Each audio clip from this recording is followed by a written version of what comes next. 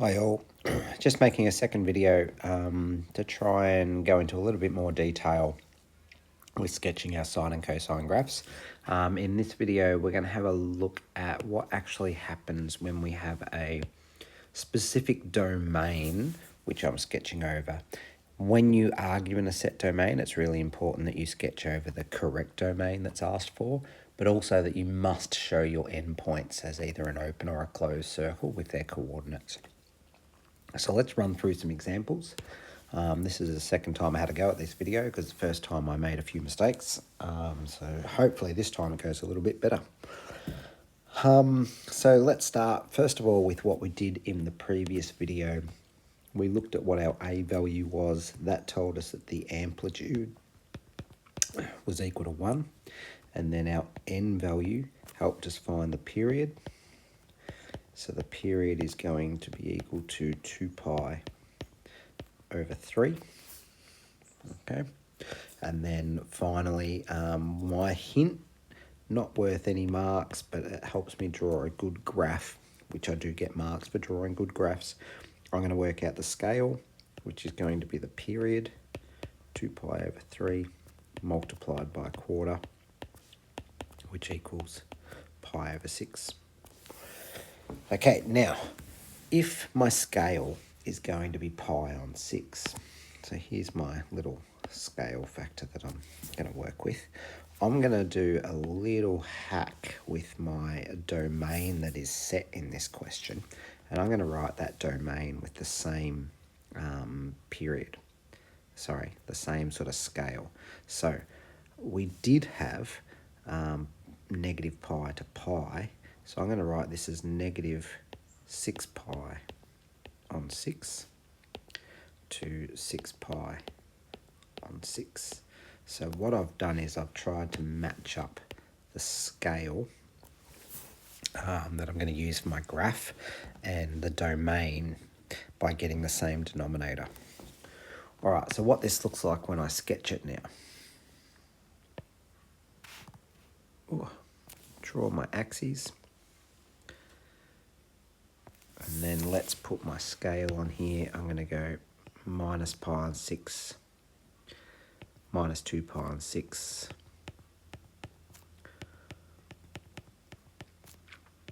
minus 3 pi on 6, which is pi on 2, minus 4 pi on 6, minus 5 pi on 6, minus pi, and then the same in the other direction. Pi on 6, 2 pi on 6, which is pi on 3, 3 pi on 6, which is pi on 2, 4 pi on 6, which is 2 pi on 3, 5 pi on 6, and 6 pi on 6, which is pi. Okay, so I've set up my scale, and you can see that these values that I have down here are now matching what I've got on my axes. My amplitude is going to be 1, so I'm just going to call that 1, and that minus 1, minus 1, 1. And now all I've got left to do is sketch my graph. It is a cosine graph, so I'm going to start at 1, and I'm going to work my way through each of these scale points. And just like I mentioned last time, I get a good grid. I use the grid in my grid book and I'll have pretty good graphs. Okay, I got to this endpoint at pi. It's important that I write down what the coordinates of the endpoint are. And it is also a closed circle because pi has a square bracket and has to be included. So it goes to pi and negative 1. Keep going the other direction. And I get my graph going the other way. Same thing, it is included to have negative pi, so I need to have a closed circle and I need to write the coordinates. Negative pi, negative 1. And there's my first graph. Okay, let's look at a second one. So this time we've got y equals negative 2 sine x over 2, given the same domain from negative pi to pi again. All right, let's work through it. we have a reflection in the x-axis. So my sine graph's going to start going down at the beginning. I'll just put reflection in x-axis. We have a dilation. That's a dilation from the x-axis, so that's going to change the amplitude to equal 2. Notice the amplitude equals 2, not -2. We only ever take the absolute value. And then in here we actually have an n value of 1/2. So my n value is equal to 1/2. So there's a dilation from the y-axis. This is going to change the period. And the period will be 2 pi over n, which will be 2 pi over 1/2. Now, because you guys love doing division of fractions, I'll just show this. So I need to divide 2 pi by half. How do I divide by fractions? I keep the numerator, I change the sign to a times, and I flip the denominator. So my period will be equal to 4 pi. And then same thing again, I'm going to get a scale by taking the period and multiplying it by 1/4, which gives me 1 pi.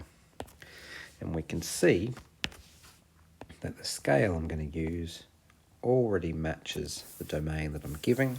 So this is going to be a pretty quick and easy graph to sketch. So let's set up my axes.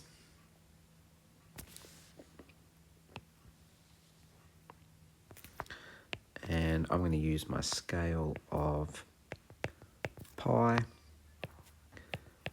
-pi, and I want to go up to 2 and down to -2. And then it is a sine graph. So I start in the middle and it's reflected in the x-axis. I'm actually going to start by going down. There's my first scale point down to there, and then in the opposite direction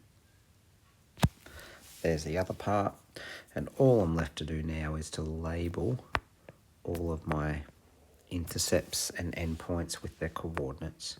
So this is -pi 2, pi -2, and I'll put the coordinates of the intercept as 0, 0, and let's even improve this by labeling my axes as x and y. Alright, so that one worked okay. The other thing that you need to be aware of is just how the notation can work. So sometimes our notation will look more like this. This is our fully defined function notation. So we always have the domain listed as the first part in the function. This R is the codomain. That just tells me where the answers can come from. Okay, so let's sketch cos of 3x. Same thing, amplitude is equal to 1. The period equals 2 pi over 3. And my scale is going to be equal to 2 pi over 3 multiplied by 1/4, which equals 2 pi on 12, which equals pi on 6. So my hack that I'm going to work on is I'm going to try and get this to have the same denominator as my scale. So I'm going to rewrite, so let's just write that, hack, get same denominator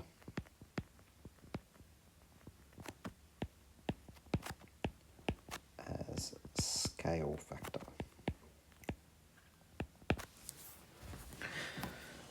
Okay, so -pi on 3 is the same as -2 pi on 6, and 5 pi on 3 is the same as 10 pi on 6. So let's sketch my graph from negative 2 pi on 6 to 10 pi on 6.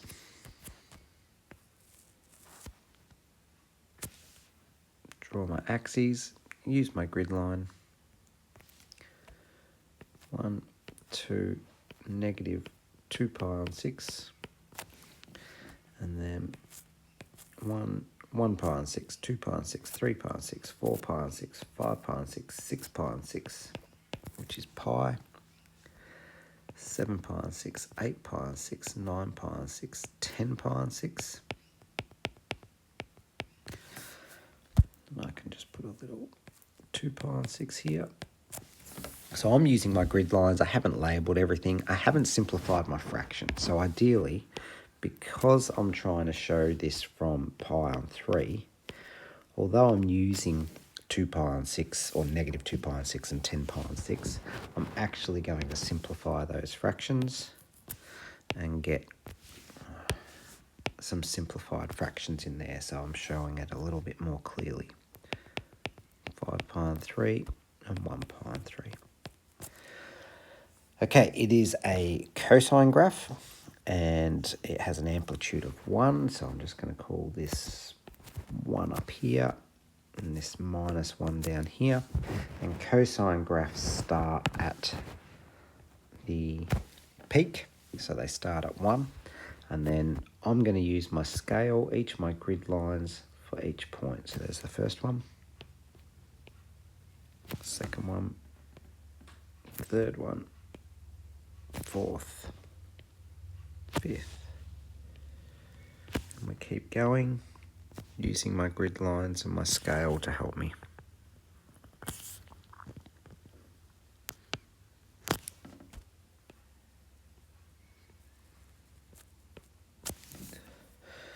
Okay, now I'm going to have to go a little bit further. So my negative pi on 3 has a square bracket. It's included. So I want a closed circle.